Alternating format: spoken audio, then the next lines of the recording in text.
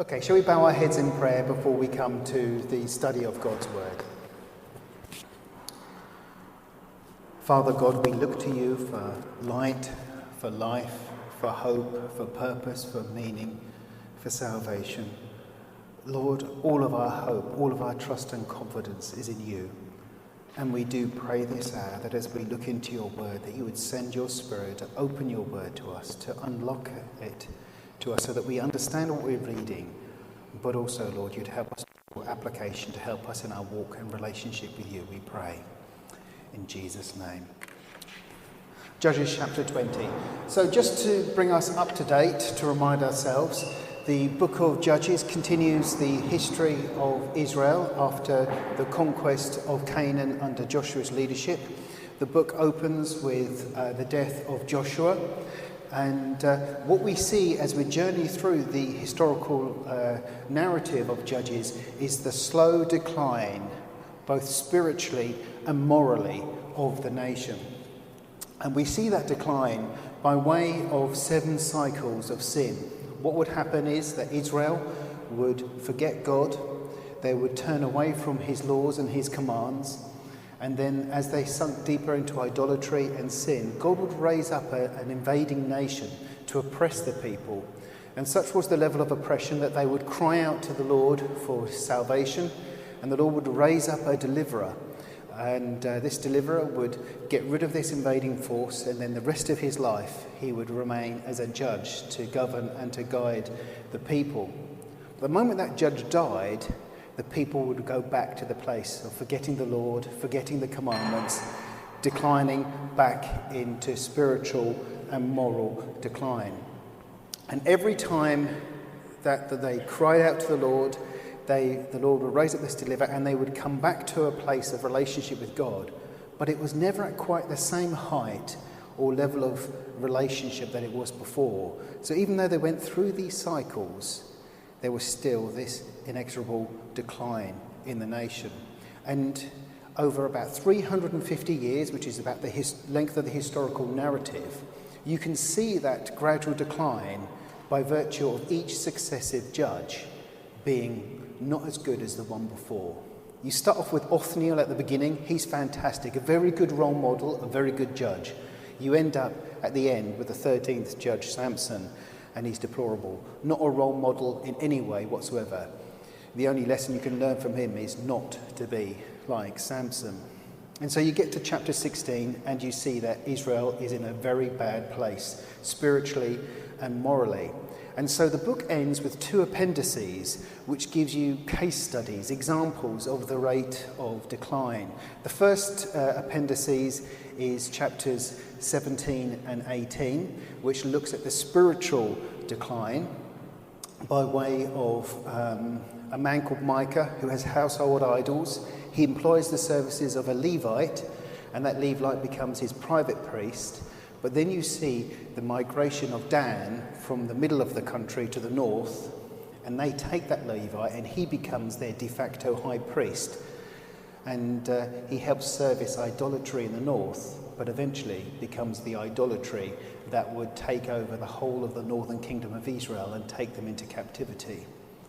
So through one man's house, we see a spiritual decline which affects the whole nation. And then the second appendices is chapters 19 to 21, where we see a Levite who is engaged in immorality and has conflict in the home. Eventually, he brings immorality and conflict to the whole nation. Now, last time we looked at the story of the Levite. He'd gone down to Benjamin to get his concubine, who had gone back to dad because she'd committed adultery and run away from home. And as he was taking her back home to Ephraim, they decided to spend the night at a place called Gibeah. And instead of meeting with the hospitality that they were used to receive in a place such as Gibeah, there was a coldness and a hostility there. Eventually, a fellow Ephraimite who was living there temporarily put them up for the night. And what happened was, some worthless fellows, sons of Belial, gathered around the house, knocking on the door, demanding that the Levite be brought out to him. so that they could have sexual relationships with him. They wanted to gang rape him. And what he did was he thrust his concubine out the door, forced her out into that mob, and she was abused and ravished all night. And in the morning we found her on the step of the house, the threshold of the house. And this callous Levite, the first thing he did was told her to get up, not realizing the state that she was in.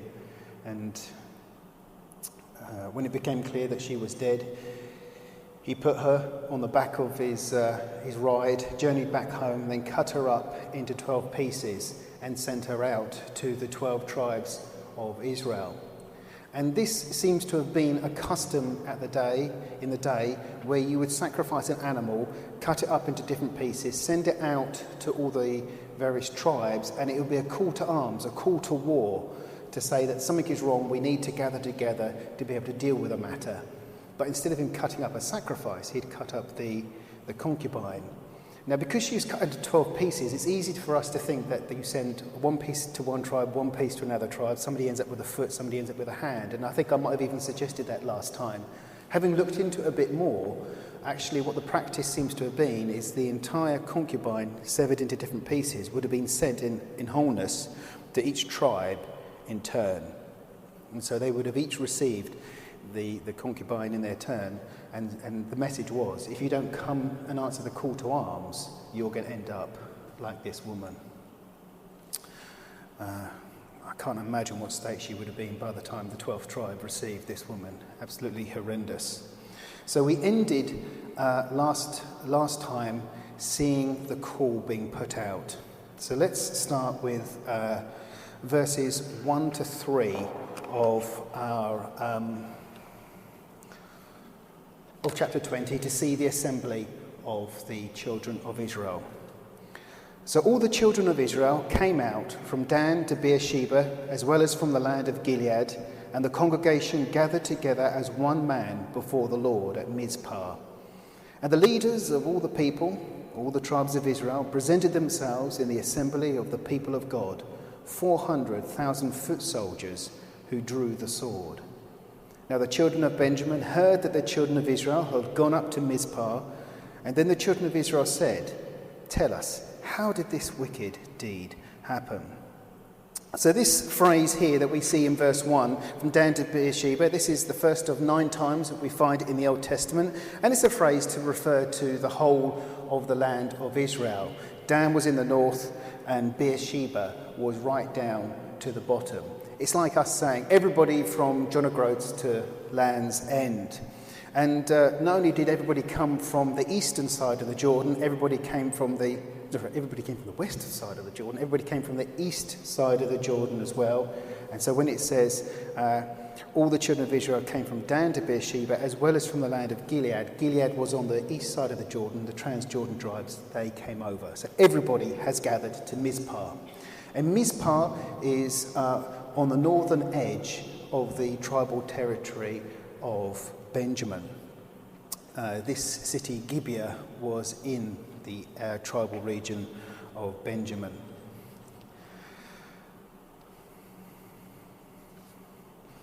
Now the congregation gathered together as one man, we're told. So there was unity among these people. Clearly the sight of this butchered concubine had the desired effect, and there is a formidable force that has gathered. 400,000 soldiers who drew the sword, we are told. Now this is more than double the amount of troops that Russia have attacking Ukraine at this moment in time. More than double, which shows you what a sizable force this is. And we are told that Benjamin heard the children of Israel had gone to Mizpah, i.e. they were well aware of the presence of this military force on their border, just as Ukraine were well aware of that military force on their border for a good few years.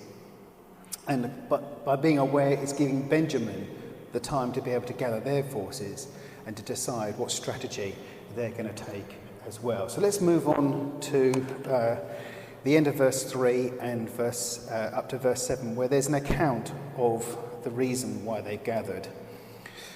Then the children of Israel said, "Tell us, how did this wicked deed happen?" So the Levite, the husband of the woman who was murdered, answered and said, my concubine and I went into Gibeah, which belongs to Benjamin, to spend the night. And the men of Gibeah rose against me and surrounded the house at night because of me. They intended to kill me, but instead they ravished my concubine so that she died. So I took hold of my concubine, cut her in pieces, and sent her throughout all the territory of the inheritance of Israel, because they had committed lewdness and outrage in Israel. Look, all of you, are children of Israel. Give your advice and counsel here and now. So the first course of action taken is an investigation. Tell us how this wicked thing, this wicked deed has happened, and step forward one Levite. And I've got a number of observations to make based upon this Levite's account. Now, at first, this investigation appears to be a good thing, sensible, reasonable, controlled approach to find out what's happened. Let's not rush into conflict here. Let's gather all the facts and make sure that we're going in. It's a just war, as it were. However, this is far from balanced and controlled. Israel has responded, first and foremost, to the Levites' provocation. So this is a reactionary army. They're there with a reactionary motivation. What's more, their blood is up and they're ready for a fight. They're a riled army, and they only call the Levite to give an account. There's no other witnesses brought to bear. It is just the one testimony of the Levite. So this is a biased army as well. I think we're all familiar with Deuteronomy 17:1, where it says, on the testimony of 2 or 3 witnesses a man shall be put to death, but no one shall be put to death on the testimony of only one witness. But here we have only one witness, and they're not looking to put to death one man, but a whole tribe. This is a kangaroo court, if you like. This is an unfair court of hearing. Men should only be put to death on the basis of multiple confirming testimonies. So we can see here one man is determining the direction of an entire nation, and it's going to result in the near annihilation of an entire tribe. One man. This is a gross act of injustice being performed here. The second observation is the Levite says they intended to kill me. Now, was the intent of the people of Gibeah to kill this man? No, it wasn't. They wanted to abuse him in the most heinous of ways, most definitely, and it could have resulted in his death, but their intention was carnal, not murderous. So, he's giving a false impression here. It's a false account. Now, no doubt he was in fear of his life, but notice here that there is no mention of the Levite cruelly pushing the concubine out of the door. There's no mention of his heartless casting of her to the wolves to save his own skin. So what this is revisionist history. This is a distorting retelling of events to give an altered or false impression. So there's emotional manipulation, because he's saying they were going to kill me. I was in fear of my life. And so there's an emotional drive behind it, and there isn't a balanced account by having other witnesses. And where was the Ephraimite who gave them a shelter for the night? Where was the servant of the man? They could have given different accounts. There were other people around. And it's revisionist history, rewriting history to make himself to appear the virtuous victim wronged by a wicked people, when in truth he's just as much as a wicked man as the people in Gibeah. Because both the men of Gibeah and the Levite treated women as a disposable object, to be used as they willed, and that is wicked. Women, like men, are made in the image of God, and they are the glory of man, it says in 1 Corinthians 11:7. Husbands should protect and provide, nurture and care, love and comfort their wives. And this is the very last thing that the Levite did. He was just as wicked, really, as the Gibeonites. Gibeahites. And the fourth observation is there was a personal vendetta involved. Notice how many times he uses the word my or the word me in his account. How many know that this is a man with an agenda and a vendetta? He's using all the resources available to him to motivate an entire nation to war, and it's working. And it is shocking that one man can cause an entire nation to go to war based upon lies and half-truths. Yet is that not what Vladimir Putin is doing right now? Causing an entire nation to go to war based upon lies and half-truths? He's suppressing global media reports in Russia so people are not in receipt of the truth, so he can control the propaganda and the narrative in his country. He represents Ukrainians as evil people, as Nazis, so there's an evil force there that need to be combated by the Russian army, and he tells Russia that it's a just war because in Ukraine, Ukrainians are killing Russians. That's what he's telling them. So he's causing the entire nation to go to war based upon lies and half-truths, just as this Levite is doing here. So the Levite concludes with his charge against Gibeah, saying they're guilty of lewdness and outrage. Now, lewdness, the actual word there means sexual perversion. It includes things like adultery, incest and prostitution. And he says they're guilty not only of lewdness but outrage. Your Bibles might have the word folly. And that means sexual immorality, premeditated rape, adultery again, and homosexuality. So he's putting two charges against them, and he's calling for a verdict to be given and action to be taken. Give your advice and counsel here and now. So, now comes the assertion. They decide what they're going to do, verses 8 to 11. So all the people arose as one man, saying, "None of us will go to his tent, nor will any turn back to his house. But now this is the thing which we will do to Gibeah. We will go up against it by lot. We will take 10 men out of every 100 throughout all the tribes of Israel, 100 out of every 1,000, and 1,000 out of every 10,000, to make provisions for the people, that when they come to Gibeah in Benjamin, they may repay all the vileness that they have done in Israel." So all the men of Israel were gathered against the city, united together as one man. So despite the lack of verifiable evidence to support the Levites' claim, the people have had sufficient in their eyes to rise to arms. So all the people arose as one man, we're told. So the people are united in their resolve and the tactics they will employ. So the resolve is, none of us will go to his tent, nor will any turn back to his house. In other words, we're going to see this thing through to the end. There'll be no withdrawal, there'll be no retreat. We're going to see this thing through to the end. And then it comes to their tactics, and there's two tactics given. With regard to attack, we will go up against it by lot. So what they'll do is they'll draw lots. Whichever tribal name comes up, that's the name, that's the tribe that will lead the charge, as it were. But also, they say that we're going to take 10 men out of every 100 to make provisions for the people. So they've got a supply train sorted out. 90% of the army are going to go to war, 10% are going to make sure that they're getting supplies, provisions, keep on coming to the troops so they can keep the battle going for however long it needs to run. And then the decision to attack is made. But the decision to attack is made without using biblical principles. They've not judged things according to the Mosaic law, so they're not going to war on a biblical basis. And they're going to war without consulting the Lord. There's no fasting, there's no praying, there's no seeking God's will in the matter. They've determined in their own hearts what the nation's going to do. So this whole nation is going to war without a remit from God. This is anything but a holy war. So, verses 12 to 14. Then the tribes of Israel sent men through all the tribes of Benjamin, saying, "What is this wickedness that has occurred among you?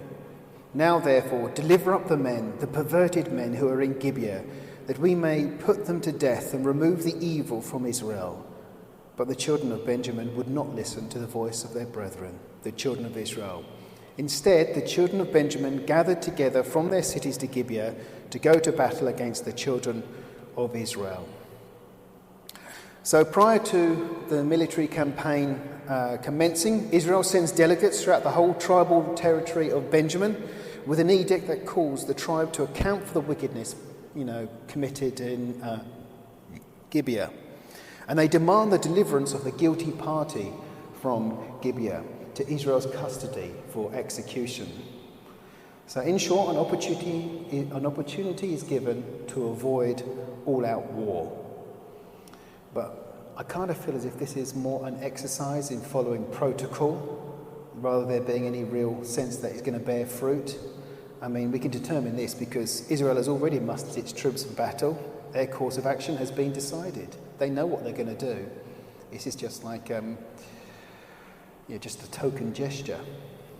What's more, Benjamin has not answered the call for battle. They've not gathered to do anything. So their course of action has been decided as well. And really the response by Benjamin is twofold. They refuse to surrender the wicked men from Gibeah. They choose to shelter them instead. And they gather their men ready for battle against Israel. This thing is on. Civil war is inevitable. So let's have a look at the armies, verses 15 to 17. And from their cities at that time, the children of Benjamin numbered 26,000 men who drew the sword, besides the inhabitants of Gibeah, who numbered 700 select men. Among all this people were 700 select men who were left-handed. Everyone could sling a stone at a hair's breadth and not miss. Now, besides Benjamin, the men of Israel numbered 400,000 men who drew the sword, and all of these were men of war. So here we see the numbers. We've got two armies. There's 26,000 fighting men of Benjamin. They leave their various cities and they go to Gibeah. And at Gibeah, they've already got 700 fighting men there, so they've got a total fighting force of 26,700. And Israel has gathered 400,000. So it's an average, the odds are in favour of Israel here, quite clearly. There's an average of 15 Israelites to every Benjamite. I know which side I would want to be on. The odds are seriously stacked against Benjamin here. But there is one military advantage that Benjamin has. They've got a special forces department. They've got 700 crack troops there who are like snipers. And they could sling a stone within a hair's breadth of a man and not miss with their left hand. Now, the fact that they could use their left hand for this indicates that they are ambidextrous.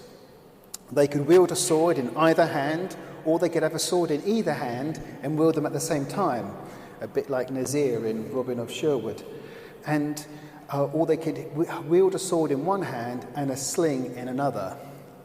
And that would mean you would have a stone hurtling towards you, about 90 pounds, not 90 pounds, sorry, 1 pound, hurtling towards you at 90 miles an hour, which is not something that you want to face.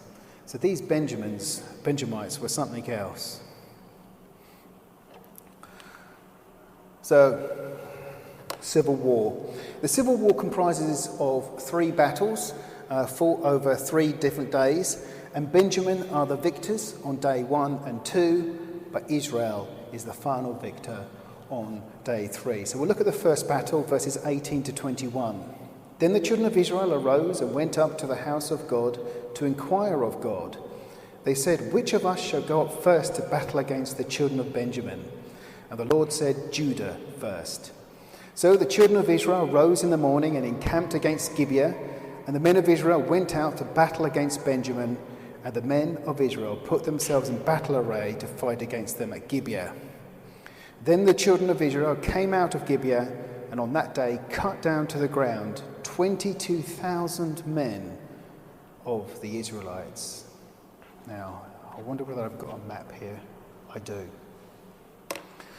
The camps, Israel were at Mizpah, and of course the Benjamites were at Gibeah. And on the eve of battle, a delegation went from Israel to the house of God, it says in my translation. Does anybody have Bethel in their translation? You have Bethel in yours. That's because Bethel means house of God.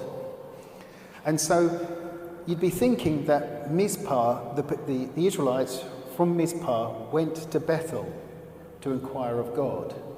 The thing is, the tabernacle was in Shiloh. That's where the Ark of the Covenant was. That's where the high priest was.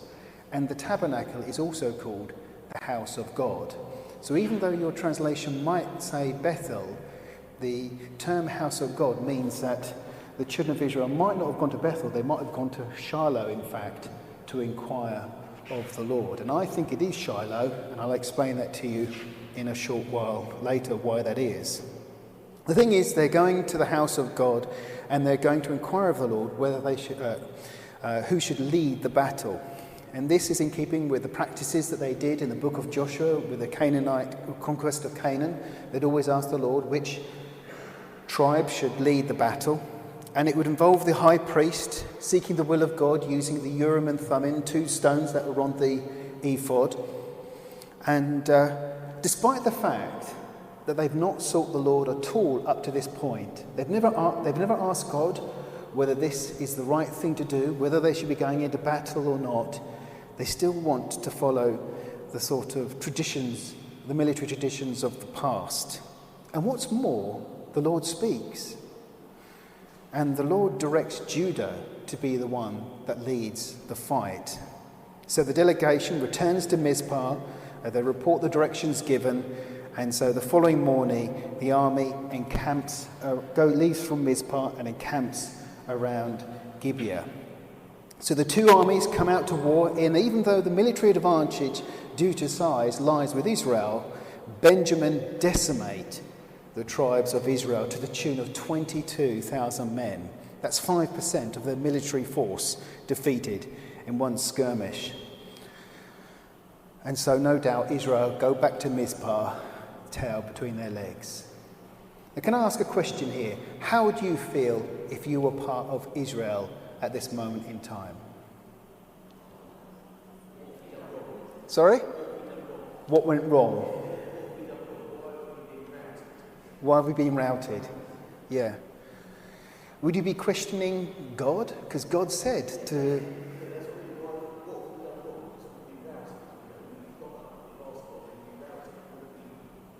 Yeah. I mean, you'd be licking your wounds, you'd be feeling disappointed, disheartened, but also questioning. But God said for Judah to go up and to fight, and yet we've met this defeat. Let's go on to the second battle, verses 22 to 25. And the people, that is the men of Israel, encouraged themselves and again formed the battle line at the place where they had put themselves in array on the first day. So they've encouraged themselves, they've built themselves up, boosted their morale and said, right, let's do this thing. Then the children of Israel went up and wept before the Lord until evening and asked counsel of the Lord, saying, shall I again draw near back for battle against the children of my brother Benjamin? And the Lord said, go up against him. So the children of Israel approached the children of Benjamin on the second day, and Benjamin went out against them from Gibeah on the second day and cut down to the ground 18,000 more of the children of Israel. All these drew the sword. So following their defeat, the children of Israel regroup, they encourage themselves, they position themselves in a military formation once more. And really the second day of battle mirrors the first day of battle. Before going into the Lord, they seek the Lord for guidance, and God gives them the counsel, go up against them. And surely now we have the victory, must have been their thought. God has said to go up against them. And yet Benjamin now mowed down the Israel army to the tune of 18,000 more troops. That's a total of 40,000 men from Israel having been slain to date. And not only is this a devastating loss for Israel, it has the added complication of the second time running where Israel has been directed by God to a place of defeat. what do you do about this? What do you do when God appears to have guided you towards something and yet it's all gone belly up? Do we question the existence of God? Or do we question ourselves whether we're in the right place before God? You see, why did Israel face defeat when they were directed to fight by God? Any suggestions? Why did Israel face defeat when they were directed to fight by God? Any ideas? Sorry? They didn't seek his face. Yes. So if they didn't seek their face, what could they have been in?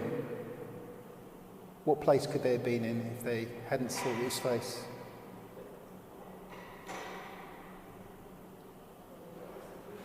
They're in a place of disobedience, They were in a place of sin. See, at this point in Israel's history, one of her most notable military defeats was against Ai. You're all familiar with the Battle of Ai in Joshua 7? When Joshua sought the Lord about the matter, why did we face defeat when we went up against Ai? The Lord showed him that the defeat was due to sin in the camp. One man, Achan, had taken items from the spoil of Jericho and that were forbidden, and his sin brought the curse of defeat upon the whole of Israel. If God's army faces defeat, they should be asking the question, why is this? There must be sin in the camp. But they didn't, after defeat, go to the Lord and ask the Lord to point out if there was any sin. They just wanted to carry on fighting and just ask for God's blessing on it. And it's so easy for us to do this, for us to determine the course of action that we're going to go in. Okay, this is what I want to do. This is what I want to achieve. Lord, can you bless me? Can you just guide me in this? Amen. And then we face defeat and we're like, well, why do we face defeat? I asked God's blessing about this, but did you ask God whether you were doing the right thing in the first place? Have you made sure that you're in the right relationship with God before you embark upon whatever the endeavour is? That's the problem with Israel at this moment in time. They're operating under their own wisdom and guidance and not God. And even when they face defeat, they haven't come to God to seek his face whether there's sin in the camp. I think the problem is that, in essence, what Israel did was determine their own course of action, then ask God to bless it, like he was some sort of divine genie in the lamp. You know, this is what I want to do. Let's rub God with prayer and hope that he will bless it. And that's not the way that God works. In fact, that's the character of paganism. Just asking your God to bless what you are doing. Our God is the Lord God Almighty. He is to be honoured with our whole lives. All our ways should be directed by him. And when he blesses the obedient and faithful person to his word and his direction. So, there's Ai right there. And the fact that it's so near Mizpah on the way to Shiloh, so near Gibeah, it should have been a physical reminder. When they went up to Shiloh, they would have seen Ai. There would have been an actual reminder of that sin that was committed in Ai. So we come to the third battle in the Civil War. Now it's quite a big section to read, so what I'm going to do is I'm going to split it into 4 subsections. The first is verses 26 to 28. Then all the children of Israel, that is, all the people, went up and came to the house of God and wept. They sat there before the Lord and fasted that day until evening, and they offered burnt offerings and peace offerings before the Lord. So the children of Israel inquired of the Lord. The ark of the covenant was there in those days. And Phinehas, the son of Eleazar, the son of Aaron, stood before it in those days, saying, Shall I yet again go out to battle against the children of my brother Benjamin, or shall I cease? And the Lord said, Go up, for tomorrow I will deliver them into your hand. So, we see a change in behaviour in Israel. They go up to the house of God again. And they do 4 things. They weep before the Lord, they fast before the Lord, they offer burnt offerings before the Lord, and they offer peace offerings before the Lord. Now, weeping indicates true sorrow for their sin. Fasting indicates repentance for their sin. Burnt offerings indicates atonement for their sin. And peace offerings indicates reconciliation with God. They've stopped, they've taken time to consider their position before God, they've confessed their sin, and they've restored the relationship with God. And as a result, Israel is restored to a place of right standing with God, and this discipline that God has exerted upon Israel through military defeat has borne fruit, and the people have been restored to God. So now the children of Israel seek the Lord a 3rd time, and not only do they ask whether they should continue the fight, for the first time they ask the question, should we cease the fight? You okay there, Ray? This shows a humble and more submissive attitude within the Israelites, and they're available to be directed by God. They're saying to him, if you don't want us to fight, we won't fight. If you do want us to fight, we will fight. They're giving God the choice for the direction in their lives instead of them determining the direction in their lives and just asking God's blessing. And so the Lord responds not only with a directive to continue the fight, but with an assurance for the very first time that they will enjoy victory, something the Lord has not given them up to this point. Now, what's interesting about this passage we just read is that they inquire of the Lord before the Ark of the Covenant. This tells us that the term house of God refers actually to Shiloh, not Bethel, because that's where the Ark of the Covenant is. But what's also interesting is the high priest is Phinehas. Phinehas is the son of Eleazar. Eleazar is the son of Aaron. Now, Aaron died in the wilderness wanderings. It's around about Numbers 22, something like that. And Eleazar succeeded him as the next high priest. So as Joshua was taking over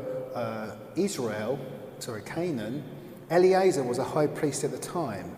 So this to be Phinehas, the son of Eleazar, it's got to be early on in the history of the Judges. Remember, Judges lasts about 350 years. So even though this is at the end of the book, we want to place it historically somewhere in the first couple of Judges. In fact, this event happens before the appendix that we've already gone through before.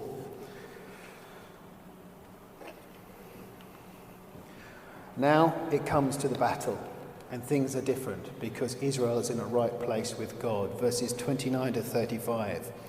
Then Israel set men in ambush all around Gibeah, and the children of Israel went up against the children of Benjamin on the 3rd day, and put themselves in battle array against Gibeah as at the other times.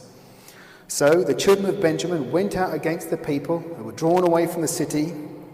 They began to strike down and kill some of the people, as at the other times in the highways, one of which goes up to Bethel, and the other to Gibeah, and in the field about 30 men of Israel. And the children of Benjamin said, "They are defeated before us, as at first." But the children of Israel said, "Let us flee and draw them away from the city to the highways." So all the men of Israel rose from their place and put themselves in the battle array of Baal Tamar. Then Israel's men in ambush burst forth from their position in the plain of Gibeah, and 10,000 select men from all Israel came against Gibeah, and the battle was fierce. But the Benjamites did not know that the disaster was upon them. And the Lord defeated Benjamin before Israel, and the children of Israel destroyed that day 25,100 Benjamites. All these drew the sword. So the 3rd battle commences with a new strategy, and the strategy is one of entrapment. Men of Israel will lie in wait, hiding, and at a given signal they will ambush the men of Benjamin. Israel will then commence battle the way they did before. They will feign defeat. They will flee from the Benjamites. The Benjamites, thinking they've got the upper hand, will pursue them. They will separate themselves from the city, and then in that place of vulnerability, those people hiding will come out and ambush the Benjamites from all sides and slaughter them. And the plan works, because we're told the Lord defeated Benjamin before Israel. Now this is interesting because it is reminiscent of the actual battle strategy that was used eventually to defeat Ai. When it came to defeating Ai, Israel pretended that they were defeated before Ai. They ran away. The people of Ai came out, and then a hidden group of people ambushed them and killed them. So they have not only learned the lesson from Ai, how to be in a right place with God when you face defeat, they've also remembered the battle strategy used at Ai to defeat Benjamin. Now we come to the destruction of Gibeah. So the children of Benjamin saw that they were defeated. The men of Israel had given ground to the Benjamites because they relied on the men in ambush whom they had set against Gibeah. And the men in ambush quickly rushed upon Gibeah. The men in ambush spread out and struck the whole city with the edge of the sword. Now the appointed signal between the men of Israel and the men in ambush was that they would make a great cloud of smoke rise up from the city, whereupon the men of Israel would turn in battle. Now Benjamin had begun to strike and kill about 30 of the men of Israel, for they said, "Surely they are defeated before us, as in the first battle." But when the cloud began to rise from the city in a column of smoke, the Benjamites looked behind them, and there was the whole city going up in smoke to heaven. Now, I've got to be honest, it just took me a while to wrap my head around what was going on here, trying to understand it. But as the details of the battle are elaborated on, we learn that there are actually two ambush parties, not just one. The first party came out of hiding and attacked the city of Gibeah, and the second party came out of hiding and attacked the Benjamin army when they were on the run. So when the men of Israel had drawn the Benjamite army away from Gibeah, the first ambush party rose up, attacked the city with the sword, killed the population, the entire population was slaughtered, and then they set the city on fire. That sign of the city on fire with smoke rising up was the signal for the second ambush party to come out of hiding and to launch their attack upon the fleeing Benjamites. And so not only was the city destroyed and set on fire, but the Benjamite army was routed as well. Now the next stage of the battle is we see Benjamin flee and pursued by Israel. Let's read our very last section. And when the men of Israel turned back, the men of Benjamin panicked, for they saw that disaster had come upon them. Therefore they turned their backs before the men of Israel in the direction of the wilderness, and the battle overtook them, and whoever came out of the cities they destroyed in their midst. They surrounded the Benjamites, chased them, and easily trampled them down as far as the front of Gibeah towards the east. And 18,000 men of Benjamin fell. All these were men of valour. Then they turned and fled toward the wilderness to the rock of Rimmon, and they cut down the 5,000 of them on the highways. Then they pursued them relentlessly up to Gidom and killed 2,000 of them.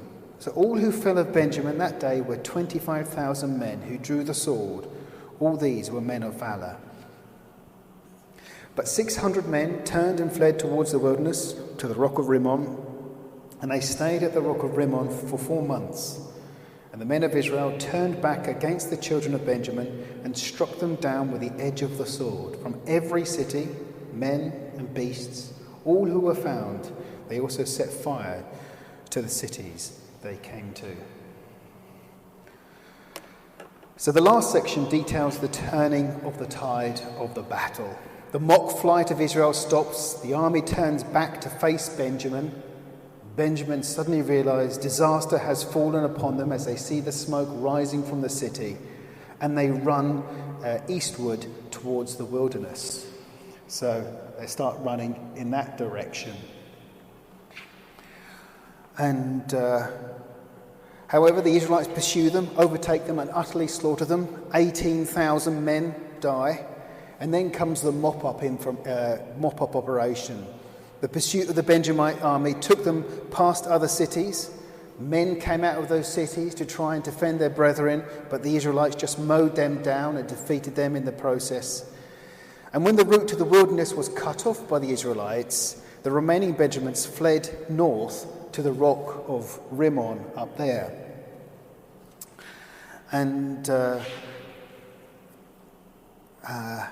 however, as they tried to get to the safety of the rock of Rimmon, not the Rick of Rimmon, there's another 5,000 Benjamites that were killed, and eventually it was only 600 men who were able to reach the rock of Rimmon, and they stayed there for 4 months in a place of safety. Some headed beyond Rimmon towards north, towards Gidom, and but even then 2,000 were killed. So the total number of Benjamites killed that day was 25,000 men, we are told, in verse 46. So the final verse of our chapter for the day just speaks about the wholesale slaughter and the near genocide of Benjamin. Because it says, "And the men of Israel turned back against the children of Benjamin and struck them down with the edge of the sword." So after they pursued the people to the rock of Rimmon and Gidom, they turned around, they left the 600 people at the rock of Rimmon, and then went through the rest of the tribal territory of Benjamin and just went to every city. They slaughtered every Benjamite they could encounter. They burnt every city they could encounter. It was near enough wholesale genocide. Only 600 Benjamite men were still alive. And it's this 600 men that they're going to deal with in the final chapter, chapter 21, when we get to it. Now, before we close, I do have just one real thing that I'd like to talk about. All of this happened because of two problems that were in Israel. In those days, there was no king in Israel, and everyone did what was right in his own eyes. There was no king in Israel, and everybody did what was right in their own eyes.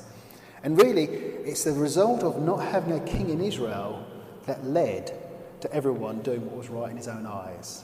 Now, in one sense, not having a king in Israel is talking about the fact that they were not looking to the king of Israel, that is God.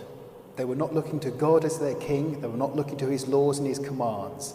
And when you don't look to God, the end result is you end up doing what is right in your own eyes. But the other side of this is there was no king in Israel, i.e. there was no stable government in operation. And because there was no stable government in operation, leading, judging the people, everybody did what was right in their own eyes. They judged and ruled themselves.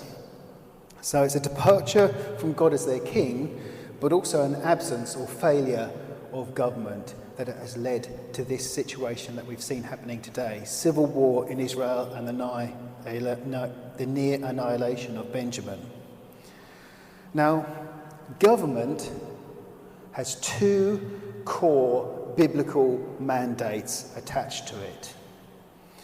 The first is to protect the nation from external threats, and the second biblical mandate upon government is to protect the nation from internal threats.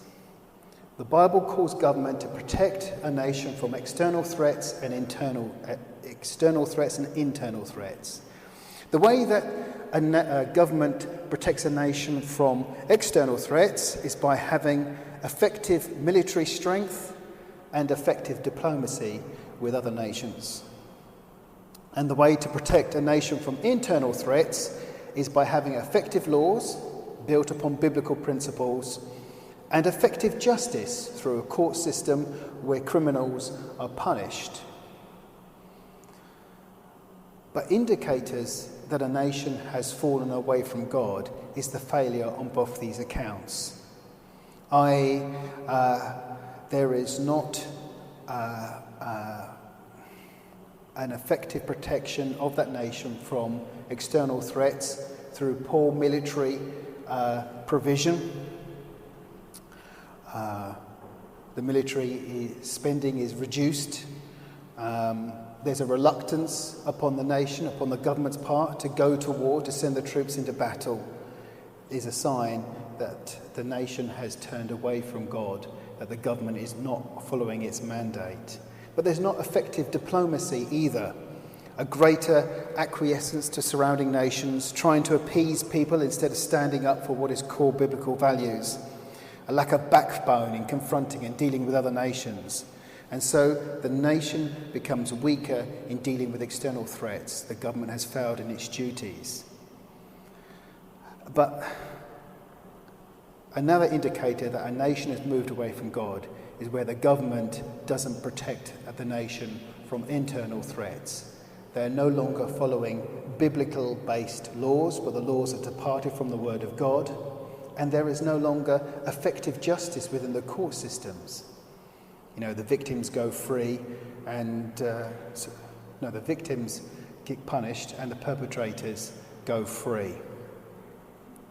And typically you see this shift more in liberal and left-leaning governments, where spending shifts from military needs to welfare matters, where legal reforms look to change society instead of punishing the criminal. And this is what was happening in Israel. They departed from God as their king. They departed from biblical laws. There was a failure in dealing with external threats. We see that through all those nations that were coming in and attacking the country. They did not occupy the land given to them as an inheritance, and they were unable to repel invading nations. This lack of military strength to be able to deal with external threats shows a failure in government. But there was a failure to deal with internal threats as well, because they didn't follow the biblical principles of justice. Instead, they adopted Canaanite practices and did what was right in their own eyes. And I don't think you have to be a genius to see that this is very similar to what's happening in our country. This is the condition of our society, but not only us, but also the whole of Western society as a whole. Because as we see the spiritual decline of Israel in this first appendix to Judges, and as we see the moral decline in the second appendix to Judges, what we are witnessing is the same trajectory that our nation is on. Because we are not as strong as militaristically as we once were. A lot of the money that would go to military spending goes to welfare needs. We look at our court systems and people are not getting the same level of justice they deserve. And we're seeing our laws, they're not biblically based. And so as the moral decline brought civil war and national anarchy upon Israel, so we as a nation are inviting civil war and national anarchy upon ourselves. And as the spiritual decline brought the judgment of God upon Israel, so our spiritual decline will bring God's judgment upon this nation as well. So these are sober lessons for us to learn. And, the question is, who's to blame for the decline of the nation? It's fashionable to blame our politicians and our governments for the state of our nation. But is it really our government's fault?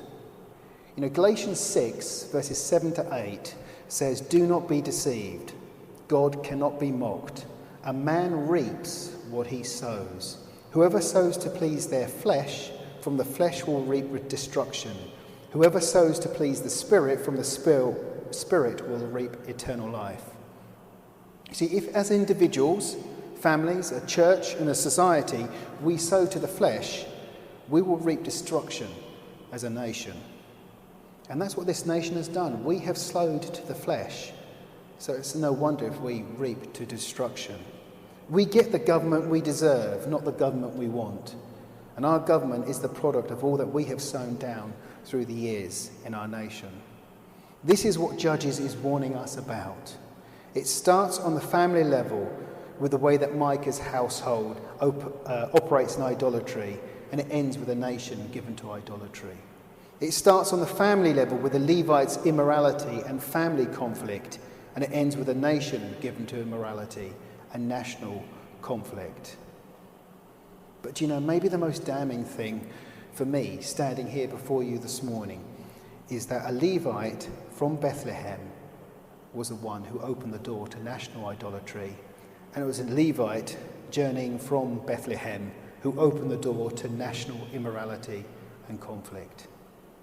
The Levites were the spiritual leaders of the nation. They were the pastors of the day. And when they did not stand for the truth, the nation suffered. I've got a responsibility to stand here and to declare the truth. And then we all have a responsibility to stand for the truth. If we don't stand and speak out, then we no longer are salt and light in society, and we are contributing to the decline of things. We must pray for godly pastors to be raised up in this nation, to speak the truth, to not compromise on biblical morality or spirituality. So we have 2 Levites coming from Bethlehem, causing the decline of a nation, but there's always hope. And there is another man who came from Bethlehem. He has opened the door to personal salvation through shedding his blood on the cross, and he will open the door to international peace, and when he comes to establish his throne upon the earth. That's the person that we should ultimately all be looking to, our Lord and Saviour, Jesus Christ. Thank you very much for your time and patience this morning. Amen.